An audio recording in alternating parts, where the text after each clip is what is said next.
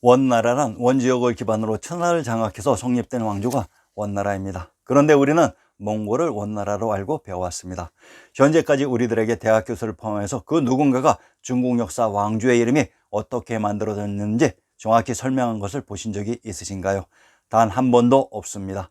그런데 아리아넥스는 정확히 25사의 모든 왕조 이름의 내역을 신증동국여지승남의 증거와 함께 설명했습니다. 이것이 진실된 역사인 것입니다. 현재의 코리안들은 진실된 내용은 색안경을 끼고 보고 있으며 거짓을 신뢰하는 모순된 인간들로 가득 차 있습니다. 대학에서의 배움이란 지식을 습득하기 이전에 그 지식이 과연 맞는지 틀린지를 구분할 수 있는 기초적인 소양을 몸에 익히고 배우는 것으로 거의 모든 코리안들은 그러한 기초적인 소양은 멀리하고 오직 거짓되고 잘못된 지식을 외우는 데에만 모든 노력을 기울인 결과 아직까지도 다수의 사람들은 자신들의 조상이 알에서 태어난 생태학적으로 불가능한 것을 신봉하는 이상한 사람들로 가득 차게 되었습니다. 이게 코리아의 현실이며 가장 문제시되는 부분은 자기들이 무엇을 잘못하고 있는지조차 모르고 있다는 현실입니다. 사람은 절대로 알에서 태어날 수가 없습니다. 아리아넥스의 역사복원 시리즈는 사람은 알에서 태어날 수 없다고 생각하는 사람들을 위해 존재하는 동영상입니다. 저는 믿습니다. 제 동영상을 보는 구독자가 적을지언정 그 한 명의 구독자를 위해 저는 투병 중임에도 오늘도 진실의 글을 준비하고 있습니다. 원나라의 의미. 이제 원나라의 비밀을 풀어봅시다. 원나라의 비밀은 북위에 있습니다. 위나라란 천하의 중심 금성천부가 있었던 지역을 다른 제후국과 비교해서 황제국 위윗의 상국이라고 불렀습니다. 북위가 있었다고 하는 대동평성이 바로 우리 역사 속의 평양입니다. 북위가 도읍한 평성인 평양에서 대위 원위의 호칭을 사용했다고 합니다. 고려 왕건의 상계를 인용합니다. 고려 왕건의 상계 타왕시에서 탁시와 왕시가 나왔고 북위의 탁시에서 대위 원위의 원시가 나왔으니 원시와 왕시는 같은 혈육이 됩니다. 원나라는 원이라는 지역을 기반으로 천하를 장악해서 원나라가 되며 이는 곧 지역의 명칭이 성이 되고 국명이 되기도 합니다. 북위가 천도한 곳이 대동의 평성으로 이곳이 우리 역사 속의 평양이라는 것은 삼척동자도 알 것입니다. 그러면 고려가 몽골의 침입으로 천도한 강화의 비밀을 밝혀보겠습니다. 경기도 강화의 조천대를 인용합니다. 그런데 이상합니다. 강화의 조천대가 있었던 근처의 부병루는 평양의 명성지입니다. 강화의 부병루와 평양의 부병루는 동일한 장소입니다.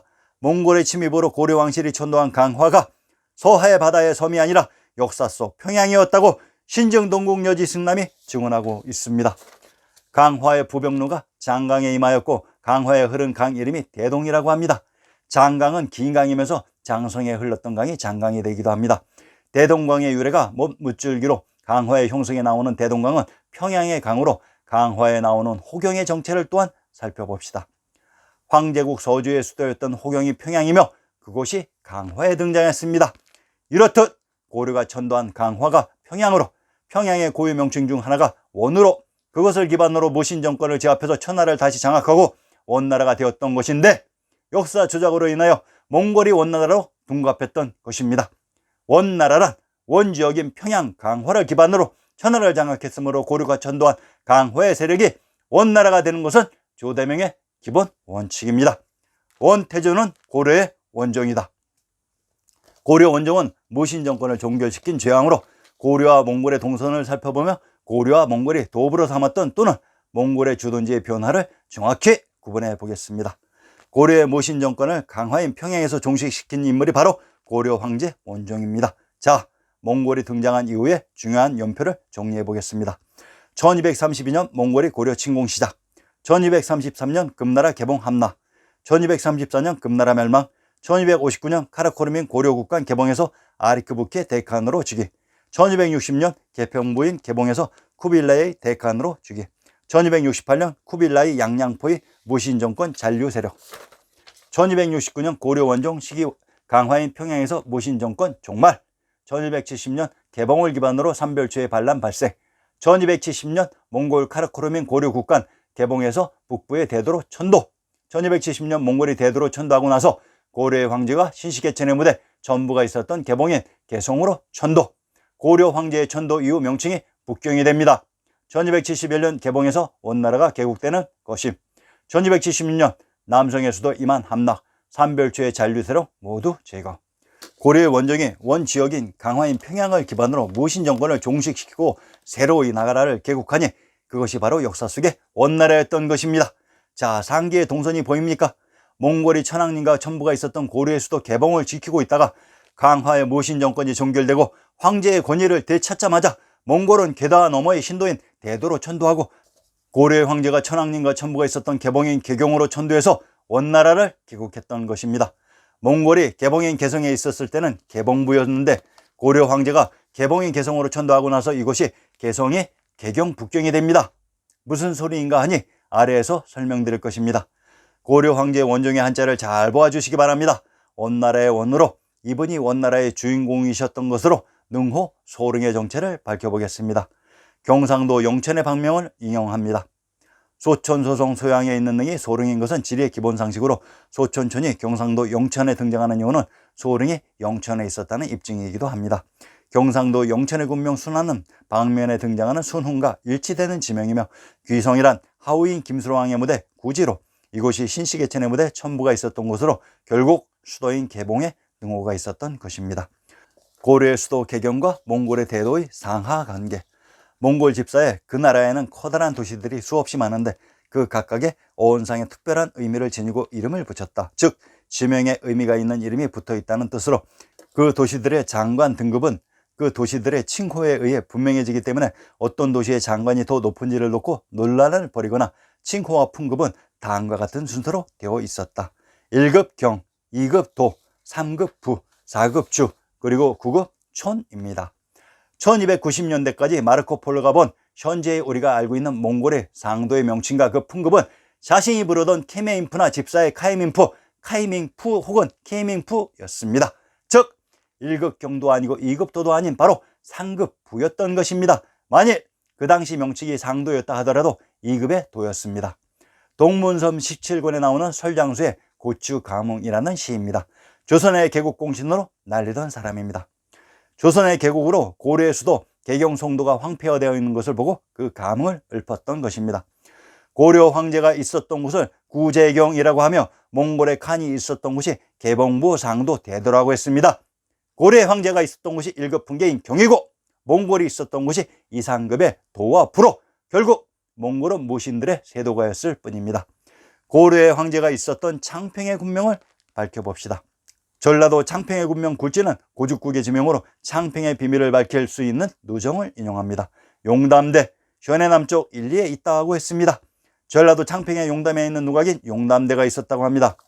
전라도 남원에 용담이 있었다고 합니다.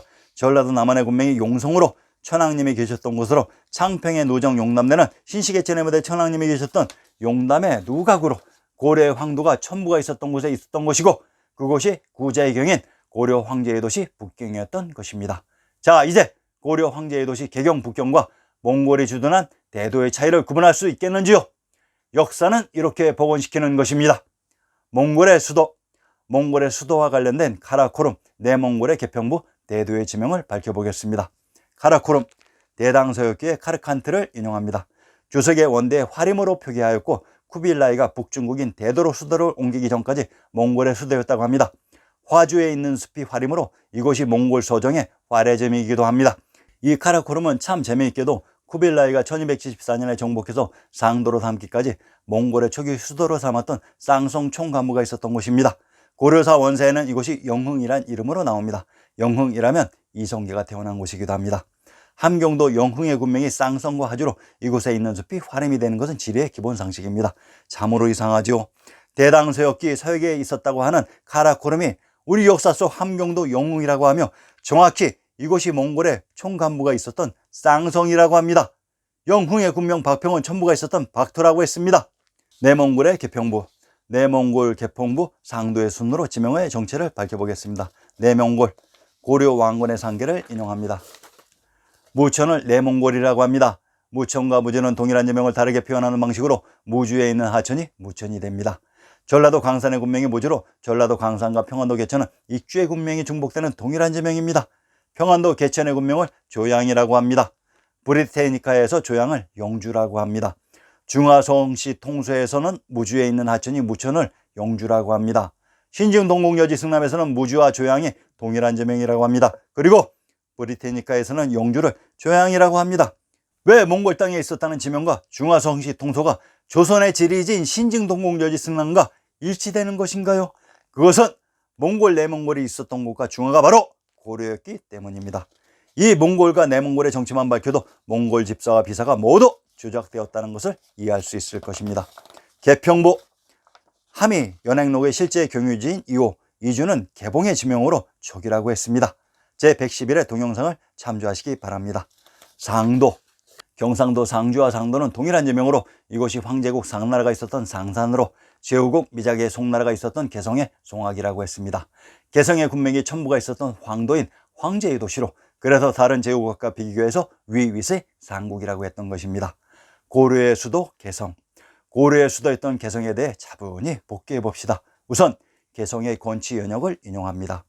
경기란 경도인 서울로 서울의 우측 지역이 개성이었던 것입니다. 개성의 군명을 개경황도 총막군이라고 합니다. 몽골 비사와 집사에 등장하는 황제의 도시 깜발록이 바로 개성의 황도였던 것이며, 총막군이란 이곳이 역사 속에 등장하는 촉이었던 것입니다. 개성의 성곽을 인용합니다.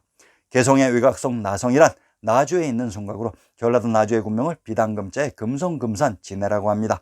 비단금자의 금성이란 촉의 지명 금도에 있는 성입니다. 개성의 신증을 인용합니다. 귀산사 송악산 소격전 동쪽 옆에 있다고 했습니다. 귀산에 있는 성이 귀성으로 하우인 김수롱왕의 무대 구지이기도 합니다. 개성의 고적을 인용합니다. 조선 태조 이성계가 개성에 있었던 수창궁에서 왕위에 올랐다고 합니다. 그러면 이곳이 한양으로 천도하기 이전에 조선의 초기 수도가 됩니다. 다음은 표전인데 글을 올리고는 자기 이름도 안 썼습니다. 깜빡했는가 봅니다. 북경의 도읍을 정하고 봉천화계 근신 세전을 세우심을 할애하는 표, 동문선에서 우명씨. 동문선은 조선의 문사들의 문선입니다. 그 신하는 청구의 지방 관리직에 얽매여서 그 축하의식의 반열에 참가하지는 못하지만 이 할애의 글로서 경축을 하는 것입니다. 표문의 제목이 정도 북경으로 조선의 초기 수도 개성이 바로 역사 속의 북경이었던 것입니다. 자, 어떻습니까? 원나라의 역사가 몽골이 아닌 고려였다는 사실을 인정하시겠습니까? 다음 회에서는 원고려의 역사를 마무리 짓겠습니다. 많은 관심과 구독 부탁드립니다. 감사합니다.